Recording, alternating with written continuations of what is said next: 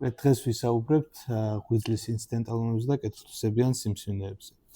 დავიწყოთ ესეთი შემთხვევების განხილვით. ეხოსკოპით ნახეთ ორი პაციენტი, ორივე პაციენტში ხედავთ ჰიპერექოგენურ მასას ღვიძლში, ხო? და შემდგომი კითხვა არის ამას მერე რა უნდა ვუყოთ პაციენტს, ანუ რა რეკომენდაცია მივცეთ. რას ფიქრობთ თქვენ? რა შეიძლება ეს იყოს? ჰემანგიომა ერთ შეხედვით არის ჰემანგიომა, ხო? ანამნეზში ვნახულობთ, რომ პირველ შემთხვევაში ეს არის 30 წლის ქალი, რომელსაც არანაირი რისკ ფაქტორი არ აქვს. მეორე პაციენტი არის 70 წლის მამაკაცი, რომელსაც აქვს მეტაბოლური დისფუნქციასთან ასოცირებული სტეატოჰეპატიტი და ციროზი. აღმოჩნდა, რომ მეორე შემთხვევაში ამ პაციენტს რეალურად აქვს ჰეპატოცელულური კარცინომა. ასე რომ მხოლოდ ეს რადიოლოგიური სურათი, რაც ერთ შეხედვით ვხედავთ, არ არის საკმარისი იმისთვის, რომ დავსვათ საბოლოო დიაგნოზი და აუცილებელი არის, რომ გავუთვალისწინოთ ის რისკ ფაქტორები, რაც შეიძლება პაციენტს ჰქონდეს. ამიტომ ყოველთვის, როცა პაციენტი ჩვენთან მოდის და ვივიკვლევთ ღვიძლს და ვხედავთ იქ რაღაც წარმოქმნას, აუცილებელია შევაფასოთ იქ აქვს თუ არა ამ პაციენტს გარკვეული ღვიძლისმერი რისკ ფაქტორები. ანუ ტრიაჟი უნდა დავიწყოთ პაციენტის ისტორიით და ყოველთვის უნდა ვკითხოთ მას აქვს თუ არა რამე რისკ ფაქტორი. დაბალი რისკის პაციენტებში ვთვლით იმ ადამიანებს, რომელსაც არ აქვთ არანაირი ღვიძლისმერი რისკ ფაქტორი, არ არის ცნობილი არც ერთი აუთისებიანი სიმსივნე, რომელმაც შეიძლება მეტასტაზირება განიცადოს ღვიძლში და არ აქვს ღვიძლის დისფუნქცია, ანუ ლაბორატორიულ ანალიზებში აბსოლუტურად ნორმალურად არის ყველაფერი.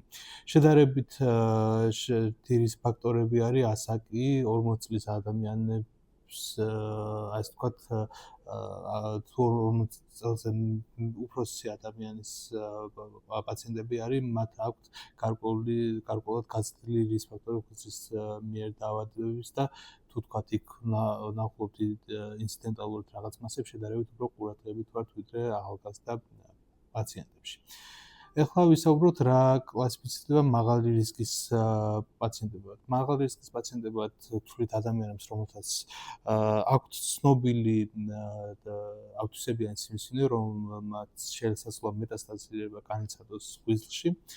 ასევე აქვთ ციროზი ან ღვიძლის სხვა რისკ ფაქტორები. ამ რისკ ფაქტორების წინა ლექციაზეც ვისაუბრეთ, ეს შეიძლება იყოს ნებისმიერი ტიპის პროცესი, რომელიც იწვევს ქრონიკულ ანთებას ღვიძლში, ეს იქნება ვირუსული ჰეპატიტები, მეტაბოლური დარღვევები, მედიკამენტები თუ ასე შემდგომ. შესაძლოა იყოს ბილიარული ან გენეტიკური პათოლოგიები, მაგალითად პირველად ბილიარული ციროზი, ჰემოქრომატოზი და ასე შემდგომ. და შესაძლოა გარკვეულ მედიკამენტებს იღებდნენ პაციენტებს, რომელიც გაუზრდის გარკვეული დაავადებების რისკ ფაქტორებს. მაგალითად შეიძლება ანაბოლურ სტეროიდებს იღებდეს ანამნეზით და ეს ყველაფერი უნდა გავითვალისწინოთ აუცილებლად მანამ სანამ შევხედავთ ჩვენ რადიოლოგიურ სურათს. ანუ ჩემი რჩევა იქნება, რომ პაციენტი როცა მოვა პირველ რიგში ეს ანამნეზი გავიცნოთ და მხოლოდ ამის შემდგომ დავიწყოთ უკვე რადიოლოგიური სურათის გარჩევა. იმიტომ რომ როგორც ნახეთ ჩვენ წინა შემთხვევაში იდენტური გამოსახულების მქონე მასები შესაძლოა იყოს სხვადასხვა პათოლოგიის, ამიტომ აუცილებელი არის რისკის შეფასება. დავიწყოთ ახლა იმ პათოლოგიებით, რომელიც ხშირად გვხვდება ღვიძლში. ეს არის პირველ რიგში ღვიძლის ცისტური დაავადებები. ღვიძლის მარტივი ცისტები საკმაოდ ხშირად გვხვდება, განსაკუთრებით ქალებში და ამ მარტივ ცისტებს აქვს თავისი მახასიათებლები სხვადასხვა რადიოლოგიური კვლევისას. პირველ რიგში ეხოსკოპიის დროს ვნახულობთ ამ მარტივ ცისტებს. მარტივ ცისტებს აქვს თხელი კედელი, აქვს ანექოგენური შიგთავსი, ანუ სრულიად შავად გამოიყურება ულტრაბგერაზე. აქვს გლუვი კედლები, ერთ-ერთი სპეციფიკური ნიშანი არის უკანა აკუსტიკური გაძლიერება, რომელიც გვაქვაფიქრებს, რომ ეს არის ცისტა. ვერ ხედავთ ვერანაირ ტიხარს, ვერანაირ კვანძს შიგთავსი არის ჰომოგენური, არანაირი ექოგენობის შანართები იქ არ გვაქვს და დოპლერს რო გამოვიყენებთ, არანაირი ვასკულარიზაცია არ არის ამ ცისტაში. თუ რომელიმე ეს ნიშანი არ არის, ამას მარტივ ცისტას არ ვეძახით და შესაძლოა ამას კონდეს სხვა ახსნა, ხო? კომპიუტერული ტომოგრაფიის დროს ასევე ხედავთ გლუვი კიდეების მქონე ასე ვთქვათ, უბანს, რომელსაც აქვს წყლის სიმკვრივე, ჰაუნსფილდის ერთეულებში ზომად ამას და 20 ჰაუნსფილდ ერთეულამდე ითვლება, რომ ეს არის სითხური კომპონენტის სიმკვრივე, შეიძლება ცისტას განსხვავებული ქონდეს იმის დამოუკიდებლად, რა შიგთავსი იქნება იქ, შესაძლოა იყოს ცილოვანი შიგთავსიც, რომელიც სიმკვრივეს ოდნავ მოამატებს, ამიტომ ეს სიმკვრივე საკმაოდ ვარიაბელური არის. შემდგომი ფაზების დროს, უკვე კონტრასტული ფაზების დროს ჩვენ ვერ უნდა ვხედავდეთ ამ ცისტის კონტრასტირებას. ასევე არ უნდა გქონდეს კედლების გაგაცხელება, კიდეები, კვანძები და ასე შემდგომ, ხო?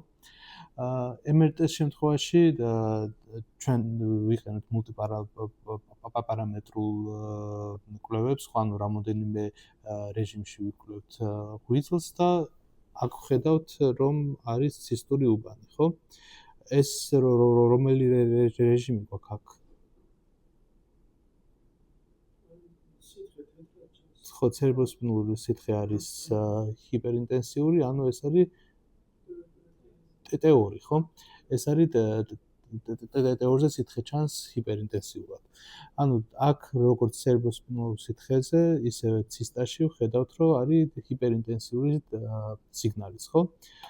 T2-ში იქნება ჰიპოინტენსიური და კონტრასტული კვლევების დროს ვხედავთ, რომ არ კონტრასტირდება ეს უბანი. ცისტაზე ხა კონტრასტირების ჩვენება არ არის, რომ მარტივი ცისტა დავაკონტრასტიროთ, თუმცა თუ სხვა მიზეზით დავაკონტრასტირებთ, ნახავთ, რომ ეს უბანი არ დაგვიკონტრასტირდება. ბევრი ტიპის ცისტა შეიძლება შევხვდეთ და ყველა არ არის რასაკვირველია მარტივი ცისტა, ხო? განსაკუთრებით თუ ვხედავთ ჩვენ სქელკედრებს, ტიხრებს ცისტაში, ქსოვილოვან კომპონენტებს და ასევე კონტრასტირებას, ხო? ხანდახან არის ხოლმე, რომ კატეკლევაზე, როდესაც ვიყენებთ კონტრასტს და ზუსტად ვსომავთ, ხედავთ, რომ რამოდენიმე ჰაუნსფილდის ერთეულით მეტი არის კონტრასტული კვლევების დროს ამ ცისტის სიმკვრივე, თუმცა ეს ყოველთვის არ ითვლება კონტრასტირებად, რო ჩავთვალოთ ჭეშმარიტ კონტრასტირებას, უნდა გაგვეზარდოს 20 ჰაუნსფილდ ერთეულზე მეტად კონტრასტული კვლევების დროს ის. მცირედი ცვლილება და 5-დან 10 ჰაუნსფილდ ერთეულამდე შესაძლოა იყოს არტეფაქტის გამო, ეგრეთ წოდებული beam hardening არტეფაქტის გამო შეიძლება გქონდეს უფრო მეტი სიმკვრივე ჰაუნსფილდის ერთეულებში კონტრასტული კვლევების დროს, ვიდრე უკონტრასტული კვლევების დროს. ასევე კონტრასტირებას როცა ვიკვლევთ MRT კვლევაზე, ვიყენებთ ძირითადად T1 რეჟიმებს, როგორც პრეკონტრასტულს, ასევე პოსტკონტრასტულს და თუ T1-ზე გვაქვს ჰიპერინტენსიური სიგნალის, ხანდახან არის ხოლმე ეს როდესაც გვაქვს ცილით მდიდარი ცისტები, აუცილებლად უნდა გამოვიყენოთ სუბსტრაქცია, ანუ უნდა შევადაროთ ეს პრეკონტრასტულ კვლევას, რომ ჭეშმარიტი კონტრასტირება განისაზღვროს ამ შემთხვევაში. მხოლოდ ღვიძლში შეიძლება შეგვხვდეს ბევრი ტიპის ცისტა, მხოლოდ მარტივი ცისტა შეიძლება არ შეგვხვდეს. შესაძლოა შეგვხვდეს ბილიარული ცისტები, პერიბილიარული ცისტები და ჰამარტომები. ანუ აქ ამ შემთხვევაში ჩვენ გვაქვს ეგრეთ წოდებული კაროლის დაავადება, ანუ როდესაც ღვიძლში და სასანაკლეში სადინები არის დილატირებული ცისტურად და ამ ცისტებს ყოველთვის კავშირი აქვს ხოლმე სასანაკლე სადინებთან. ეს კავშირი, რა თქმა უნდა, MRT კვლევის დროს უკეთესად ჩანს ხოლმე. რაც შეეხება პერიბილიალურ ცისტებს, რომელიც აქ ჩანს, ანუ სანაკლო სადინების ირგვლივ, ეს ხშირ შემთხვევაში ხდება ღვიძლის პათოლოგიების დროს, მაგალითად, როცა აქვს პაციენტს ღვიძლის ციროზი, ან როცა არის პორტული ჰიპერტენზია, ამ შემთხვევაში შეიძლება დავინახოთ პერიბილიალური ცისტები. ესენიც კეთილთვისებიანი ცისტები არის, არაფერს არ აშავებს, უბრალოდ ხშირად გვხვდება ხოლმე ამ დროს. და ხედავთ, რომ ამ შემთხვევაში პაციენტს აქვს ღვიძლის ციროზი, ასციტიც და ამ შემთხვევაში ხედავთ ამ ცისტებს. შესაძლოა ეხოსკოპიას როცა ვაკეთებთ, დავინახოთ მრავალი მცირე ზომის ცისტა ღვიძლში და დამახასიათებელი კომეტის კუდის არტეფაქტები, ხო? თუ ამ პაციენტს გავუკეთებთ MRI კვლევას, დავინახავთ მრავლობით ცისტურ უბანს ღვიძლში და ეს არის დამახასიათებელი ფონ მეიენბერგის დაავადების დროს. ფონ მეიენბერგის კომპლექსს უძახით ამას და ეს წარმოადგენს ბილიარულ ჰამარტომებს. ესეც ძირითადად არ არღვევს ხოლმე ღვიძლის ფუნქციას. თუმცა გარკვეულწილად დიაგნოსტიკური დილემა არის ბილიარული ცისტადენომა. ეს არის ცისტა, რომლის შიგთავსიც გამოიმუშავებს მუცინს, მუცინოზური ცისტადენომები არის და ის შეიძლება ჰყავდეს ჩვეულებრივ მარტივ ცისტას, თუმცა პრემალიგნანტური ანუ მარგინალიზაციის რისკი ამ ცისტებს აქვთ. საკმაოდ რთული სადიაგნოსტიკოა, მაგრამ საბედნიეროდ ძალიან იშვიათი არის. რთულია ასევე ცისტადენომის გარჩევა ცისტადენოკარცინომისგან, რომელსაც შეიძლება გადაგვარდეს შემდგომ ეს დაავადება. შესაძლოა ჰქონდეს ვარიაბელური გამოსახულება მარტივი ცისტის გამოსახულებიდან დაწყებული კომპლექსური ცისტაც შეიძლება შეხვდეს ამ დროს, შესაძლოა იყოს ჰემორაგიული უბნები ცისტაში და ამიტომ საკმაოდ რთული არის ხოლმე ეს. თუმცა უნდა ვიცოდეთ, რომ ეს არსებობს რა. თავად ცისტადენომა კეთილთვისებიანი და ის არის პროცესი, თუმცა მარგინალიზაციის რისკი ახასიათებს. გადავიდეთ ღვიძლის ჰემანგიომებზე. ღვიძლის ჰემანგიომები, როგორც ვთქვით, ძალიან ხშირი პათოლოგია არის, ბევრ ადამიანს აქვს ღვიძლის ჰემანგიომები და ყველაზე მარტივად დიაგნოსტირდება ხოლმე ულტრაბგერით. პირველი кейსი როცა ნახეთ, რომ ღვიძლის ჰემანგიომა იყო კაფეოდ კონტროლირებული, ჰიპეროგენული უბანი და ულტრაბგერაზე, თუმცა დიაგნოსტიკური დილემა არის ხანდახან, იმიტომ რომ განსაკუთრებით თუ პაციენტს გაცხიმონდებული ღვიძლი აქვს, მაგ შემთხვევაში შეიძლება ჰიპეროგენულის ნაცვლად ჰიპოეგენური იყოს ჰემანგიომა. ესეც გვხდება ხოლმე, თუმცა ამ შემთხვევაში ულტრაბგერით გვიჭირს მისი დიფერენცირება სხვა პათოლოგიებისგან, იმიტომ რომ როცა ჰიპოეგენურ მასას ხედავთ ღვიძლში, ყოველთვის ეჭვი მიგვაქვს რამე სხვა უფრო არასასურველ პროცესი, ამიტომ ვაღრმავებთ კვლევას და პაციენტს ვამისამართებთ MRI კვლევაზე, სადაც უკვე ჩანს მისი, ასე ვთქვათ, სხვა ნიშნები.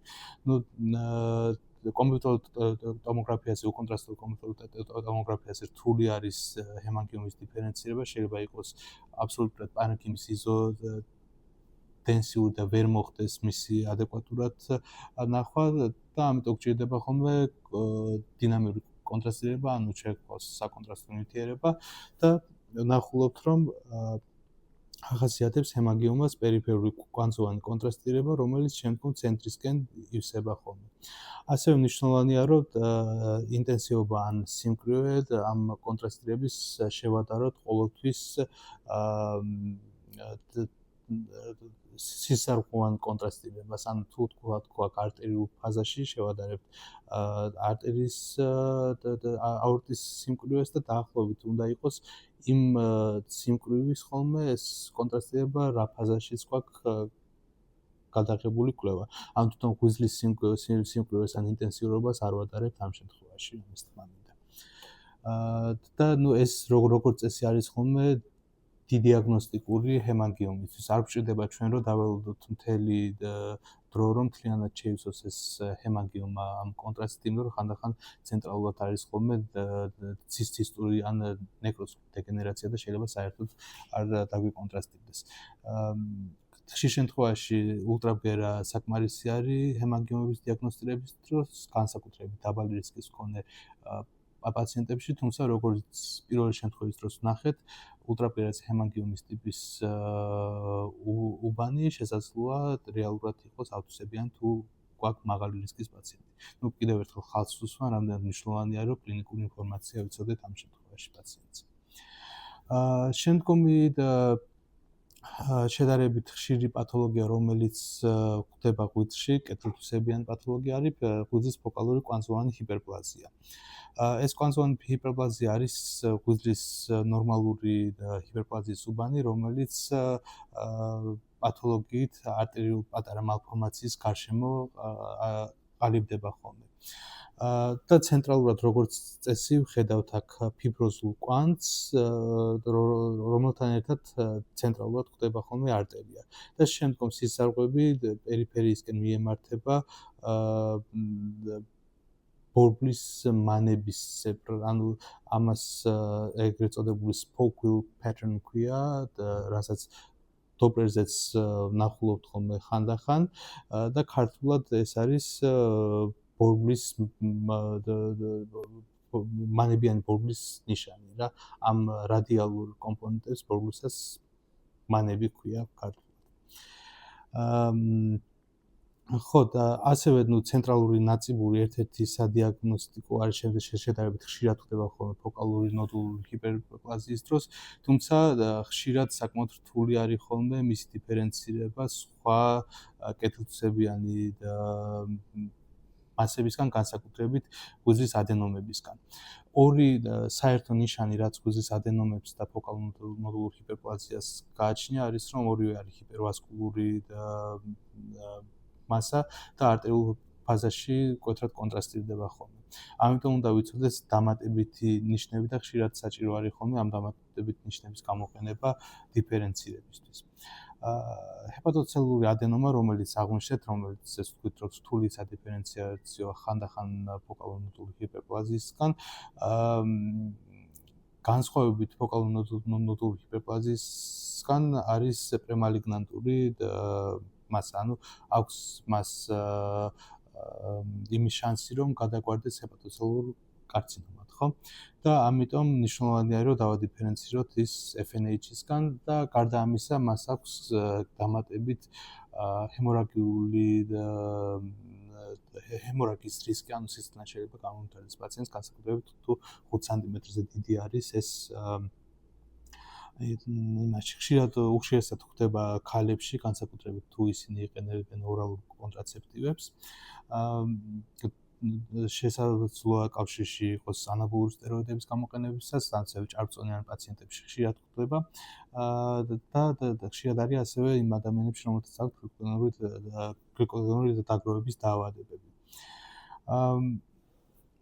ანუ მათი თვითონ სტრუქტურა ვარიაბელური არის, შესაძლოა შეიცავდეს სხიმოვან კომპონენტებს, შესაძლოა შეიცავდეს ჰემორაგიულ კომპონენტებს, ასე რომ განსხვავებულად ნახულობთ ხოლმე ამას ჩვენ სხვადასხვა, როდესაც მას სხვადასხვა მოდალობაზე ვაფასებთ. ანუ ულტრაბგერაზეც შესაძლოა რომ იყოს როგორც ჰიპერინტენსიური, ჰიპეროკეგენური, ასევე ჰიპოეკოგენური, კატეზე შესაძლოა კონდეს განსხვავებული შესახედაობა, იმის მიხედვით ცხიმ შეიცავს თუ არა და ჰემორაგიული კომპონენტი აქვს თუ არა, MRI-ზე შესაძლოა განსხვავებულად გამოიყურებოდეს და შესაძლოა აბსოლუტურად დაემკვანოს ფოკალურ ნოდულურ ჰიპერპლაზიას. ერთი რაც გვეხმარება ხოლმე გარჩევაში დამატებით ნიშანი არის MRI-ზე შესაძლოა გამოვიყენოთ ჩვენ ჰეპატობილიარული კონტრასტული ნივთიერებები, მაგალითად გადოქსეტატი და ჰეპატობილიარულ ფაზაში დავინახავთ, რომ ფოკალურ ნოდულურ ჰიპერპლაზიას იმის გამო, რომ ნორმალური ღვიძლის არქიტექტონიკა და სანახული სადინები განვითარებული არის, იქნება ღვიძლის იზოინტენსიური, ხოლო ადენომები, რადგან ნორმალური სანახული სადინები აქ არ არის განვითარებული, იქნება იქნება ამ შემთხვევაში ჰიპოინტენსიური იმის გამო, რომ არ ჩაირთავს და არ შეიკავებს ამ ჰეპატობილიარულ კონტრასტულ აგენტს. ანუ როგორც თქვით, ცენტრალური ნაწიბური FNH-ის დროს ხშირად გვაქვს, ხოლო ადენომის დროს იშვიათად გვაქვს, ხო? ცხიმი და ჰემორაგია ხშირად გვხვდება ხოლმე ჰეპატოცელური ადენომებში, იშვიათად ფოკალ-ნოდულური ჰიპერპლაზიის დროს. ჰეპატობილიარულ კონტრასტირება თუ სპეციფიურ აგენტს გამოვიყენებთ FNH-ის დროს ხშირი არის, იშვიათი არის ადენომების დროს.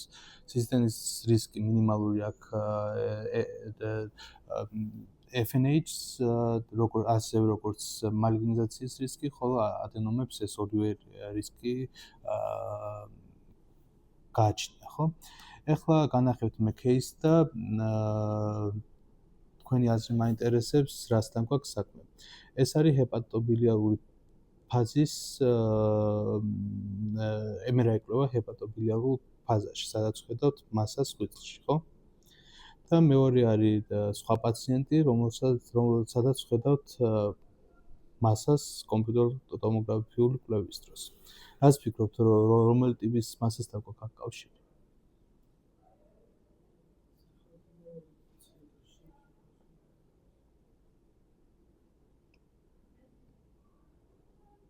ანუ როგორც თქვით, ბილიარული სადინები კარგად არის გამოხატული ფიბროზულ ნოდულურ ხო FNH-ის დროს, ხო? ანუ ეს უბანი უნდა იყოს FNH. ასევე ცენტრალურად რას ხედავთ აქ? ნაწიბურს, ანუ რომელიც ასევე დამახასიათებელი არის FNH-ისთვის, ხო? თუმცა ამ შემთხვევაში არასწორები ვიქნებით, რომ FNH-ი დავარქოთ ამ ყველაფერს, იმიტომ რომ არის ადენომის ერთ-ერთი ტიპი, რომელიც არის ბეტა-კატინინის მაექსპრესირებელი ადენომა, რომელსაც შეუძლია რომ აბსოლუტური მიმიკა გაუწიოს FNH-ს, ხო? ანუ ესეც საბედნიეროდ იშვიათი არის და იშვიათად გვიწევს ხოლმე ამისი დანახვა, თუმცა უნდა ვიცოდეთ, რომ ეს არსებობს და FNH-ის შემთხვევაში სწორედ ამიტომ ვახდენთ ხოლმე პაციენტის დინამიკაში კონტროლს, რომ ნახოთ იქ რამე ხომ არ იცვლება ავთვისებიანობის მხრივ, ხო? თუმცა თავად FNH-ს არანაირი ის არ აქვს. ასევე ცუდი არის, რომ ამ ბეტა-კატინინის მაექსპრესირებელ ადენომებს აქვთ ყველაზე მაღალი მარგინალიზაციის პოტენციალი, ასე რომ თუ სწორად არ დავუსვით დიაგნოზი და ძალიან გაგუჭირდება რომ სწორად დავუსვით დიაგნოზი, პაციენტს პროგნოზულად შეუშვით ხელს. თუმცა რაც მთავარია, იშვიათი არის და იმედია არ შეგვხვდება. ასევე ღვიძლში შესაძლოა შეგვხვდეს გარკვეული უბნები, რომელსაც გააჩნია განსხვავებული კონტრასტირება ღვიძლის სხვა უბნებისგან. ანუ როგორც თქვით წინა ლექციების დროს, ღვიძლს გააჩნია ორმაგი სისხლძარღვოვანი მომარაგება, ხო, მომარაგდება როგორც პორტული სისტემიდან, ასევე არტერიული სისტემიდან. ამიტომ გარკვეული პროცესების დროს, როცა არის გარკვეული ცვლილებები ღვიძლში, ეს შეიძლება იყოს კარის ვენის თრომბოზი, მაგალითად, ეს შეიძლება იყოს სიმსივნის კომპრესია, სხვადასხვა ჰიპერვასკულური და სიმსივნეები ამ უბნის გარშემო შეიძლება შეგვხვდეს ისეთი უბნები, რომელიც არტერიული ფაზის დროს განსხვავებულად კონტრასტირდება ვიდრე დანარჩენი ღვიძლი. ეს შეიძლება იყოს პერიფერიულად, კონდეს მას სოლისებრი ან გეომეტრიული ფორმა, თუმცა ვნახავთ, რომ მოგვიანებით ფაზების დროს მის სიმკვრივე გაუთანაბრდება დანარჩენ ღვიძლს იმის გამო, რომ ეს სისხლის ანუ სისხლმომარაგება საბოლოოდ ჰომოგენურ სურათს მიიღებს. აქ ასევე აღსანიშნავია, რომ არ ახასიათებს ამ უბნებს არანაირი მას ეფექტი და არანაირი არქიტექტურის დარღვევა თვითონ ღვიძლში. ანუ არ უნდა ვიფიქროთ, რომ ეს დამატებით რამე პათოლოგია არის ასეთ პაციენტებში. თუ კატეზე გვხვდება, ჩვენ ვეძახით ამას ღვიძლის ტრანზიტორულ სიმკვრივის ცვლილებას თუ MRI-ზე ვუყურებთ ღვიძლის ტრანზიტორული ინტენსივობის ცვლილებას კონტრასტირებისას, ხო? და საბოლოოდ მინდა რომ დღევანდელი საუბარი დავასრულო ზოგადად ამ ინციდენტალობებზე შეჯამებით თუ რა დროს რა უნდა გავაკეთოთ. ეხოსკოპიაზე თქვით და ვისაუბრეთ, რომ მხოლოდ ეხოსკოპიური სურათი არ არის საკმარისი იმისთვის, რომ პაციენტის მენეჯმენტი განსაზღვროთ, აუცილებელი არის რისკის შეფასება და ამით ხელმძღვანელობა, თუმცა სხვა მოდალობების დროსაც შეიძლება გქონდეს იგივე პრობლემა, ხო? უამრავი შემთხვევაა, როდესაც კომპიუტერულ ტომოგრაფიას პაციენტს უტარებთ სხვა მიზეზით და შემთხვევით გამოგვიჩნდება ღვიძლში გარკვეული მასა და ამ შემთხვევაში უნდა ვიცოდეთ რა არჩევა მივცეთ პაციენტს და საითკენ გადავხაროთ, ხო? ზოგადად ამ პირველი რასაც ვაკეთებთ არის რომ ზომავთ რა ზომის არის ეს მასა, არის სანტიმეტრზე ნაკლები, სანტიმეტრიდან სანტიმეტრ ნახევარამდე თუ სანტიმეტრ ნახევარზე მეტი. შემდგომ აუცილებელია რომ განსაზღვროთ ის რისკ ფაქტორები, რაზეც ვისაუბრეთ, ხო? აქვს თუ არა პაციენტს ღვიძლისმიერი რისკ ფაქტორები, ცნობილია თუ არა ავტოისებიანი პროცესი, რომელმაც შეიძლება ღვიძლში მეტასტაზი მოქცეს და ამის მიხედვით უკვე ვაკეთებთ დიფერენცირებას, ხო? დავიწყოთ სანტიმეტრზე ნაკლები მასით, თუ დაბალი რისკის პაციენტი არის, არანაირი რისკ ფაქტორი არ აქვს, ამ შემთხვევაში არც არაფერს ვაკეთებთ, ამას follow-up-იც ანუ დაკვირვებაც არ ჭირდება ხოლმე. თუმცა თუ პაციენტს აქვს მაღალი რისკი და გარკვეული რისკ ფაქტორები, ვაძლევთ რჩევას, რომ 3-დან 6 თვემდე პერიოდში MRT კვლევა გაიკეთოს, რათა დავაკვირდეთ ამ უბანს, ხო? თუ არის სანტიმეტრიდან სანტიმეტრ ნახევარამდე, ამ შემთხვევაში კვლავ არ საჭიროებს დაკვირვებას თუ არანაირი ავტოისებიანობის ნიშანი არ გვაქვს. თუ ამას ახასიათებს სწრაფი კონტრასტირება, ანუ ხედავთ, რომ ინტენსიურად კონტრასტირდება, ამ შემთხვევაში ყოფთ პაციენტებს ისევ დაბალი რისკის პაციენტებად და მაღალი რისკის პაციენტებად, ხო? მათ რისკ ფაქტორების შესაბამისად. თუ მაღალი რისკის პაციენტია, ამ შემთხვევაში MRT კვლევას ვამისამართებთ ოღონდ მაშინვე, განსხვავებით 3-დან 6 თვემდე ლოდინისა და თუ არის უკვე ნახევარ სანტიმეტრზე მეტი, ამ შემთხვევაში საეჭვო ნიშნების ან სწრაფი კონტრასტირების დროს დაბალი რისკის პაციენტებს MRT-ზე უშვებთ, ხოლო მაღალი რისკის პაციენტებს შესაძლოა ბიოპსიაც კი გავუკეთოთ ამ მონაცემებზე დაგმობთ. თუ კეთილთვისებიანი ნიშნები აქვს და პაციენტს არ აქვს არანაირი რისკ ფაქტორი, კვლავ არაფერს ვაკეთებთ ამ შემთხვევაში, ხო? ამითი კეთილთვისებიან სიმცნეებზე და ინციდენტალობებზე დღეს დავასრულებ საუბარს. ხოლო შემდგომი ლექციების დროს უკვე ვისაუბრებთ ღვიძლის ავტოისებიან სიმცნეებზე და რადიოლოგის როლზე ამ ავტოისებიან სიმცნეების დიაგნოსტიკაში, ხო? მადლობა.